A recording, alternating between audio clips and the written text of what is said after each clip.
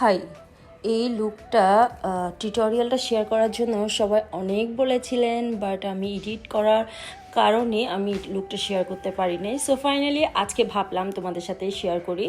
So hello everyone, আসসালামু আলাইকুম। কি অবস্থা সবার, কেমন আছেন সবাই? শুরুতে দেখলেন আমি অফ ক্যামেরাতে আমি আইব্রোটা করে নিয়েছি, কারণ আমার আইব্রো করতে সময় গিয়ে আমার টিউটোরিয়াল বানাতে একদমই ভালো লাগে না। যদি তোমাদের লাগে তাহলে কমেন্টস করে জানাবা, আমি কোনো একটা টাইমে শেয়ার করে দিব, বাট আপাতত আমি কোনো টিউটোরিয়াল করি নাই।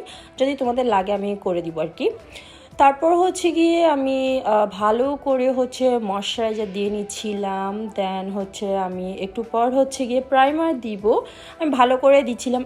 আর আমার না সুপার ডুপার অয়েলি স্কিন, এটা তো তোমরা জানোই, যেহেতু আমি অনেক বছর ধরে মেকআপ টিউটোরিয়াল করি, মেকআপ লাইভ করেছি।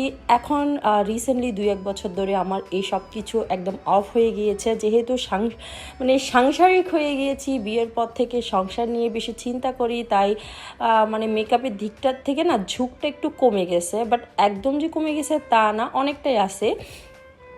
তারপর আমি সুন্দর করে 2টা ফাউন্ডেশন মিক্স করে একটা ফাউন্ডেশন ভালো করে ফুল কাভারেজ ফাউন্ডেশন বানিয়ে দেন এটাকে অ্যাপ্লাই করতেছি। যেহেতু রাতের বিয়ে ছিল, সো আমি চাচ্ছিলাম লুকটা ভালো সুন্দর একটা গ্লসি লুক যাতে আসে, একদম ভালো লাগে দেখতে, এই জন্য। তারপর এই যে সুন্দর করে ফিনিশিং করে নিলাম, দেখেন একদম কালারটা গলার কালার সাথে মিলে গেছে। তারপর এই যে এখন আমি একটু লিকুইড কন্ট্রোল দিচ্ছিলাম। আমি অনেকদিন পর লিকুইড কন্ট্রোল ইউজ করতেছি। ট্রাস্ট মি গাইজ, অনেক প্রোডাক্ট আমার এক্সপায়ার ডেট চলে গেছে। আমার এত কষ্ট লাগতেছিল, এত এত দামি প্রোডাক্ট যেহেতু ইউজ করি নাই, সো যে এক্সপায়ার ডেট চলে যাবে সেটা খুবই স্বাভাবিক, এটা আমার দোষ।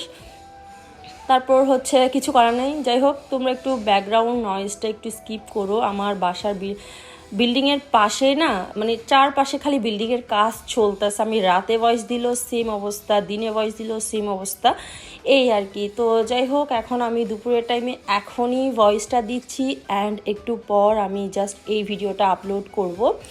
আর আমার ভয়েসটা না এখনও ঠিক হয় নাই, সবাই একটু দোয়া করো যাতে আমি একটু তাড়াতাড়ি সুস্থ হয়ে যায়, এই জন্য।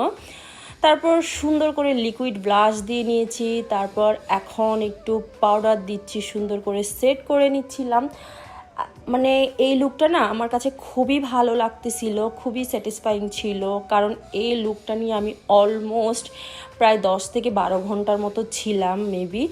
তারপর না মাঝখান দিয়ে দেখেন কারেন্ট চলে গেছে, কি একটা অবস্থা, ঘেমে যাচ্ছিলাম, এটা কোনো কথা? তারপর আমি কি করলাম, পাউডারটাকে আর একটু ভালো করে দিচ্ছিলাম। একেই তো অয়েলি স্কিন, তার ভিতর কারেন্ট চলে গেছে, ভাবা যায় তার ভিতর আমার দরজা জানলা সবই বন্ধ। তারপর এখন আমি একটা কাগজ নিয়ে না একটু হাওয়া দিচ্ছিলাম, তারপর এর ভিতরেই জাস্ট কারেন্ট চলে আসছে, আল্লাহ বাঁচাইছে। তারপর আমি আজকে না আমি আই লুকটা না সেভাবে কোনো টিউটোরিয়াল দিচ্ছি না, আমি জাস্ট বেস মেকআপের টিউটোরিয়ালটা আপনাদের সাথে শেয়ার করলাম। তারপর এই যে সুন্দর করে রেডি হয়ে গেলাম, যেহেতু আমার বেবি পিঙ্ক কালারের শাড়ি ছিল, তো আমি ভাবলাম একটু উপরে হোয়াইট লাইনারটা দিই। অনেক বছর পর আমি হোয়াইট লাইনার দিয়েছি, আমার কাছে মনে হচ্ছে দেখে ভালোই লাগতেছে। তোমাদের কাছে কেমন লাগছে সবাই কমেন্টস করে জানাবা। যদিও বা আমার এই লুকটা অনেক আগেই দেখে ফেলেছো, বাট টিউটোরিয়াল দেওয়া হয়নি আর কি। আর আমি মন মতো করে ব্লাশ দিচ্ছিলাম, দেখেন এত ভালো লাগতেছিল, জাস্ট কিছু বলার নাই। তারপর যেহেতু রাতের বিয়ে, ভালো একটু হাইলাইটার দিব, যদিও বা আমি হাইলাইটার খুব একটা দিই না, আমার ভালো লাগে না, আমি ব্লাশ দিতেই বেশি ভালোবাসি। তারপর এখন আমি একটু সেটিং স্প্রে দিয়ে দিয়েছি, আমার এসি চলতেছে, ফ্যান চলতেছে, নিজে হাত দিয়েও করেছি। তো এই ফাইনাল লুক। দেখেন শাড়িটা পরে নিয়েছি, এখনও চুল ঠিক করি নাই, গোল্ড পরে নিয়েছি। তারপর আমার না শাড়িটা 3বার খুলে 3বার পরেছি, জাস্ট আমি একা একা শাড়ি পরে জাস্ট নাজেহাল অবস্থা। অ্যান্ড আমার ব্লাউজের 12টা বাজিয়ে দিয়েছে আমার টেলার। তো যাই হোক, ফাইনালি রেডি হয়ে গেলাম, রেডি হয়ে আমার জামাইও আসছেও রেডি হয়ে গেছে। সো আজকের ব্লগটা এখানেই শেষ করতেছি। কেমন হয়েছে সবাই কমেন্টস করে জানাবেন। আল্লাহ হাফেজ।